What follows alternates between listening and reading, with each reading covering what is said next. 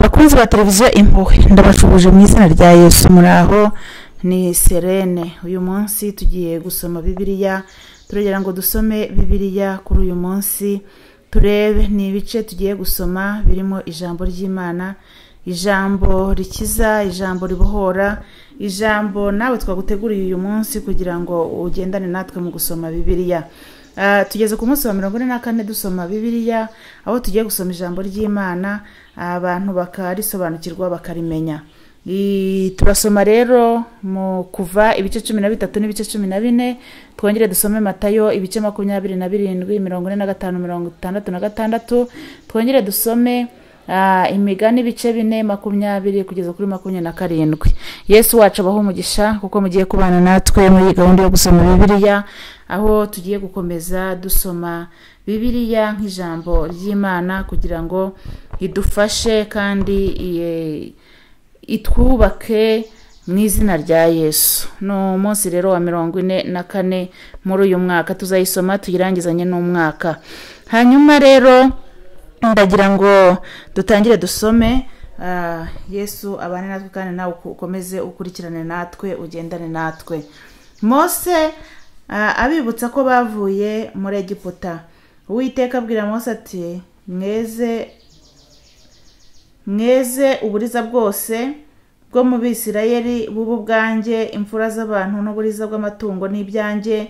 Mose abwira abantu ati mujye mwibuka uyu munsi muviriye muri Egiputa mu nzu y'uburetwa, kuko Uwiteka yabakujeyo amaboko.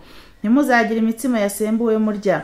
Uyu munsi muviriyeyo ni wo munsi mu kwezi Abibu. Kandi Uwiteka nakujyana mu gihugu cy'Abanyakanani n'Abaheti n'Abamori n'Abahivi n'Abayebusi, icyo yarahiye basekuruza bawe ko azakiguha, igihugu cy'amata n'ubuki, uzajya uziririza uwo muhamagaro wera uko kwezi gutashye. Iminsi 7 ujye urya imitsima itasembuwe, ku munsi wa 7 hazabeho umunsi mukuru w'Uwiteka. Imitsima itasembuwe igiribwa muri iyo minsi uko ari 7. Ntihakagire imitsima yasembuwe ukubonekaho, kandi ntihakagire umusemburo ukubonekaho mu gihugu cyawe cyose. Kandi kuri uwo munsi uzabwira umwana wawe uti ibi byatewe n'ibyo Uwiteka yankoreye ubwo navaga muri Egiputa.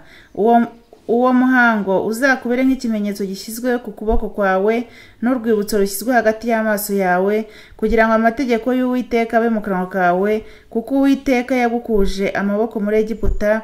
Nicyo gituma ukwiriye kuziririza iryo tegeko mu gihe cyaryo uko umwaka utashye. Amategeko yo kwereza Uwiteka imfura zose n'uburiza bwose. Kandi Uwiteka nakujyana mu gihugu cy'Abanyakanani akakiguha nk'uko yakurahiye, akarahirana ba sekuruza bawe, uzarobanurire Uwiteka umwana w'uburiza wese n'uburiza bwose ufite mu matungo yawe. Abahungu bazaba abo Uwiteka, kandi uburiza bw'indogobe bwose uzabucunguze umwana w'intama.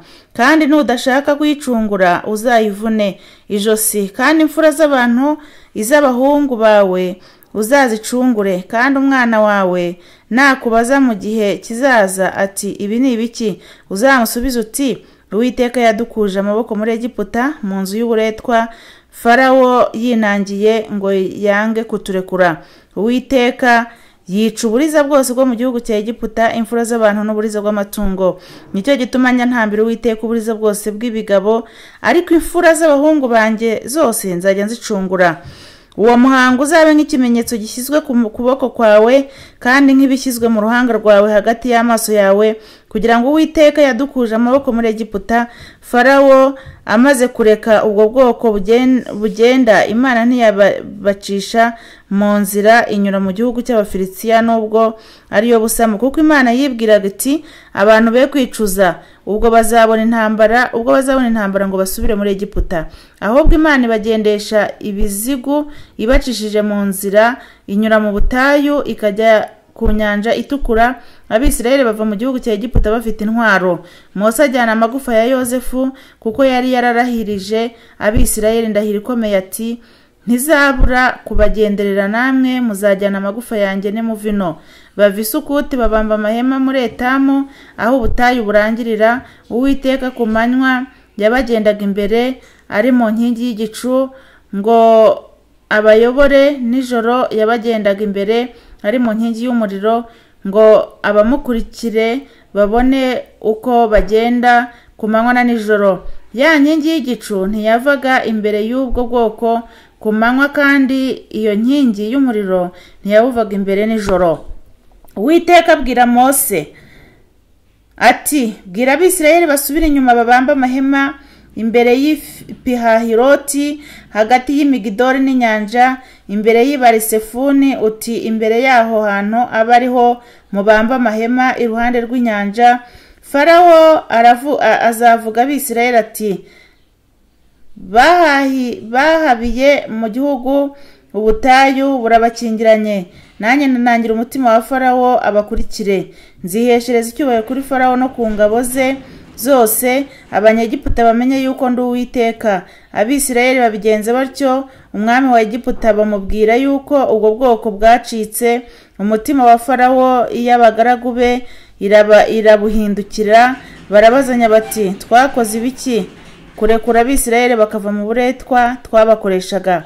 Atunganisha igare ry'intambara, ajyana abantu be, ajyana amagare 600 yatoranijwe, n'andi magare y'intambara y'Abanyegiputa yose, n'abatware bategeka abayirwaniramo bose. Uwiteka anangira umutima wa Farawo umwami wa Egiputa akurikira Abisirayeli, kuko Abisirayeli bari bavuye muri Egiputa bateze amaboko. Abanyegiputa babakurikirisha amafarashi n'amagare bya Farawo byose, n'abahetswe n'amafarashi be n'izindi ngabo ze zose. Babafatira babambye amahema ku nyanja iruhande rw'Ipihahiroti imbere y'Ibarisefone. Farawo abatuze, Abisirayeli bumura amaso babona Abanyegiputa bahuruye inyuma yabo, baratinya cyane. Abisirayeli batakira Uwiteka,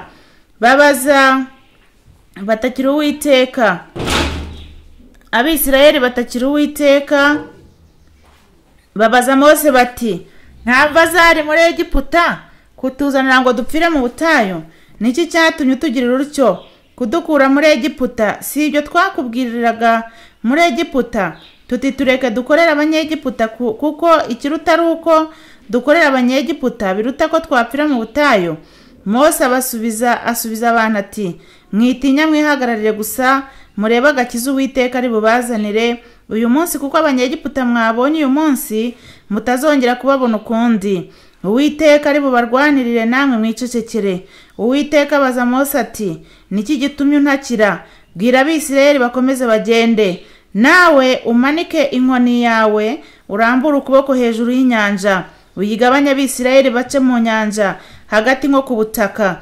Nanjye nanangira imitima y'Abanyegiputa bajyemo babakurikire, mbone kwihesha icyubahiro kuri Farawo no ku ngabo ze zose, no ku magare ye, no ku bahetswe n'amafarashi be.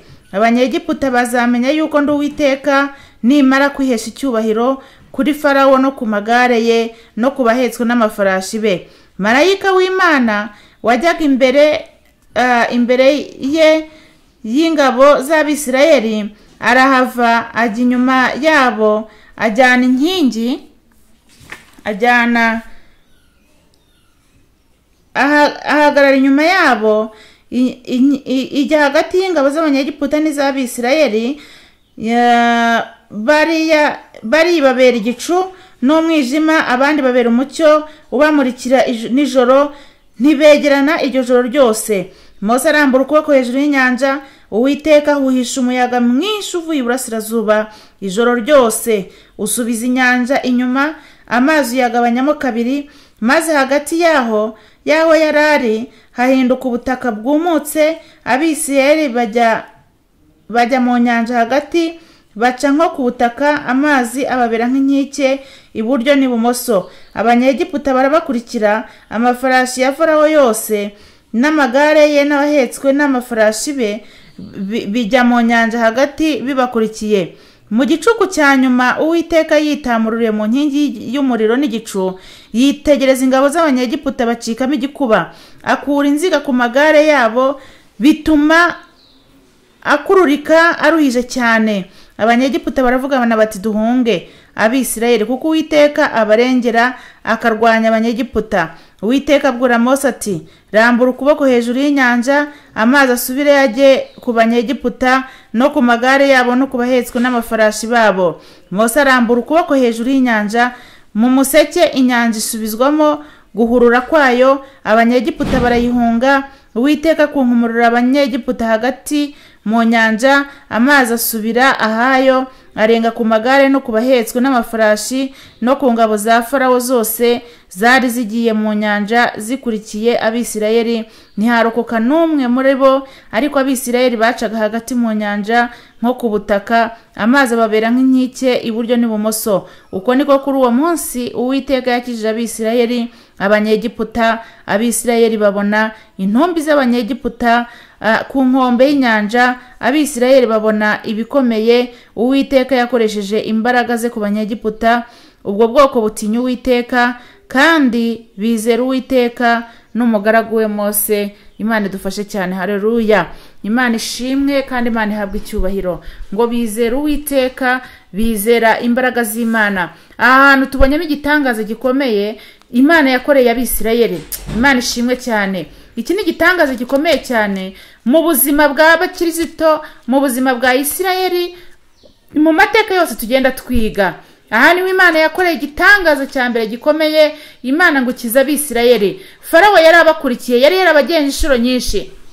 Hari igihe Satani ajya tureka akavuga ati reka mbarekure bagende, najyaga mbagusha, najyaga ngira gute, ariko uyu mwanya reka mbarekure bagende. Nuko yamara kuturekura, twagera hariya akongera akavuga ati hoya ibi ntibikwiriye, ntago nabareka, ubu bwoko hoya ntibishoboka, ndongera mbafate. Imana idufashe. Nyemerera mwene data, Imana ikunkumura amagare, Imana ikunkumura ibikugoye, hanyuma wongera ubona Imana. Imana ishimwe cyane kandi Imana ihabwa icyubahiro. Reka Imana ikunkumura ibikugoye iruhande rwawe, Imana ikunkumura amagare agukurikiye, Imana ikunkumure ba Farawo, maze ubone gutaka gutabarwa kw'Imana, ubone kugirirwa neza n'Imana. Imana ishimwe cyane kandi Imana ihabwa icyubahiro. Dushimiye Imana ko ibana natwe ikatugirira neza. Dushimiye Imana ko idufasha, ko ari ubuhungiro bwacu, ko ari agakiza kacu, ko ari imbaraga zacu, ko ari umubyeyi wacu, ko ari amahoro yacu, kandi ko Imana itakojeje isoni Abisirayeli.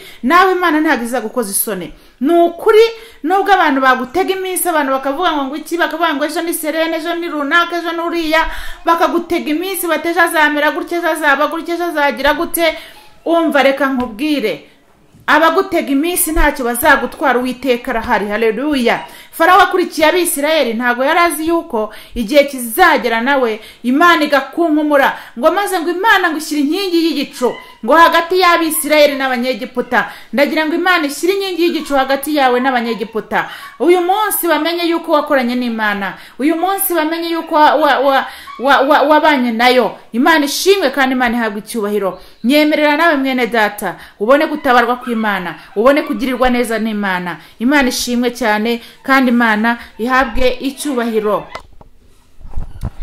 Reka dukomeze dusome ijambo ry'Imana ahangaha mu Migani ibice 4 duhere ku murongo wa 20. Ngo mwana wanjye ita ku magambo yanjye, tegera ugutwi ibyo mvuga, ntibive imbere y'amaso yawe, ubikomeze mu mutima wawe imbere, kuko ari byo bugingo bw'ababibonye, bikaba umuze muke w'umubiri wabo wose.